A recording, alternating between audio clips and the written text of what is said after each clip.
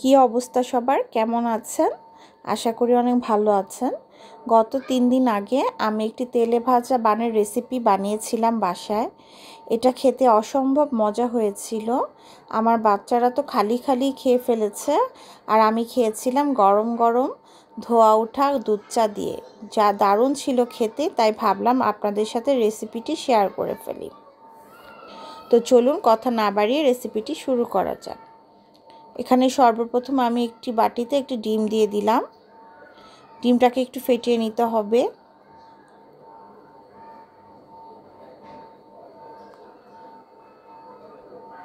Add করে নিয়েছি half চা চামচ লবণ, আর দিয়ে দিচ্ছি একটা চায়ের চামচ দিয়ে 8 চা চামচ চিনি।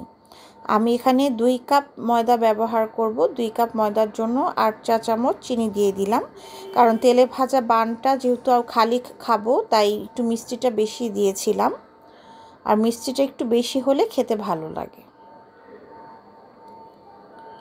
এখানে আমি 2 টেবিল চামচের মতো মাখন একটু গলিয়ে নিয়েছিলাম ওভেনে, আর হাফ কাপ সয়াবিন তেল একসাথে মিক্স করে নিয়েছি, সেটা দিয়ে দিলাম। সব কিছু খুব ভালো করে মিশিয়ে নিলাম।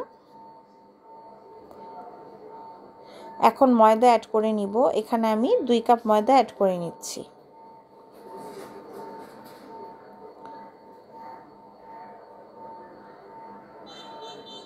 আর অ্যাড করে দিচ্ছি ইস্ট। এখানে আমি 2 টেবিল চামচের মতো ইস্ট দিয়ে দিলাম, আর দিয়ে দিচ্ছি 4 চা চামচের মতো গুঁড়া দুধ।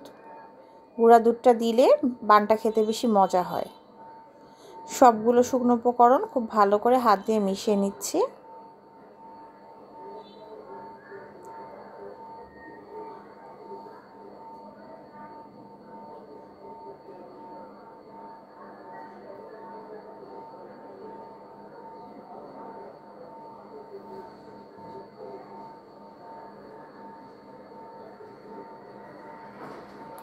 এখন হাতে সহনীয় কিছু গরম পানি অ্যাড করে নিচ্ছি। সুন্দর করে একটা ময়দার ডো তৈরি করে নিব।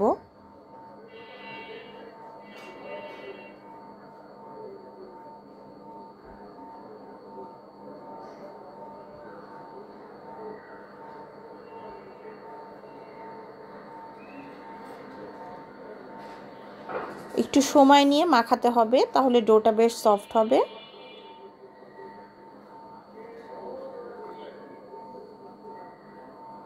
খুব সুন্দর করে সময় নিয়ে ময়দার ডোটাকে আমি মাখিয়ে নিলাম। ময়দার ডোটা কিন্তু চুলার পাশে আধা ঘন্টার জন্য ঢেকে রাখবো।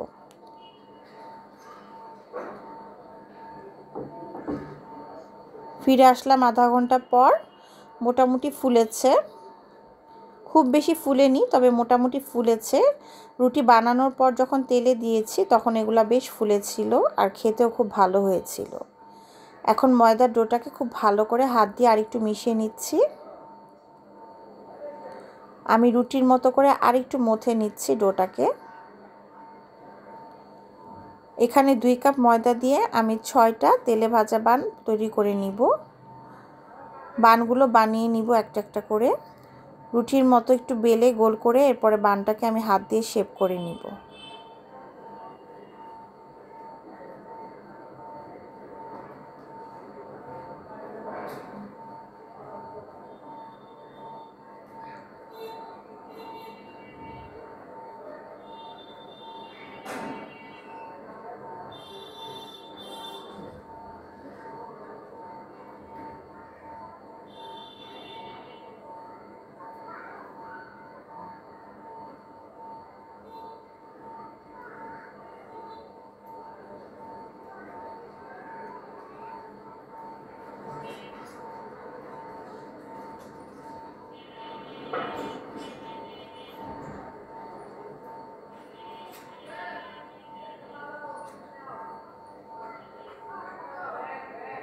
এরকম গোল করে আমি বানের শেপটা দিয়ে নিব।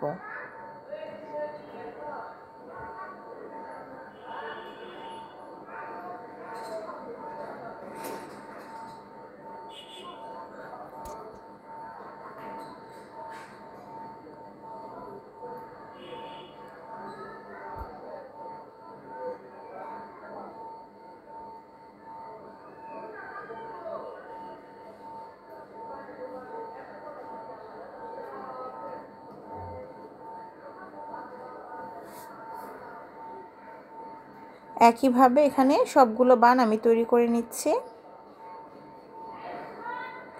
এখানে টোটাল 6টা বান আমি গোল করে তৈরি করে নিয়েছি।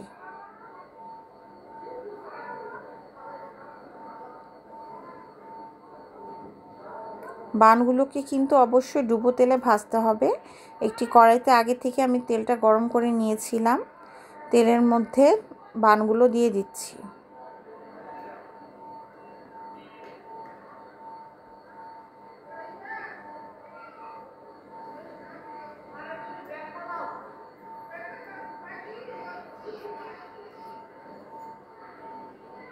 এক পাশ উল্টে নিচ্ছি।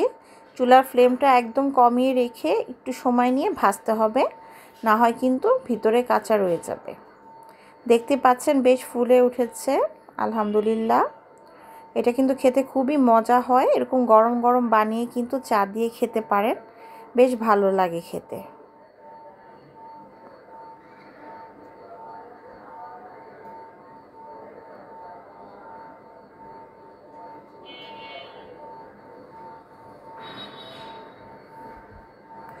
বানগুলি হয়ে গিয়েছে, তুলে নিচ্ছি।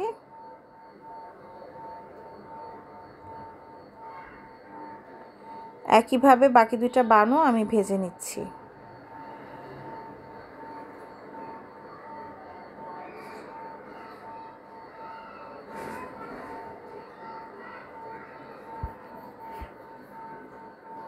এই তো এরই মাঝে কিন্তু দারুণ মজাদার তেলে ভাজা বান একেবারে রেডি টু সার্ভ। এটা কিন্তু গরম গরম চা দিয়ে খেতে বেশ ভালো লাগে। চাইলে বাটার বা জেলি দিয়েও সার্ভ করতে পারেন।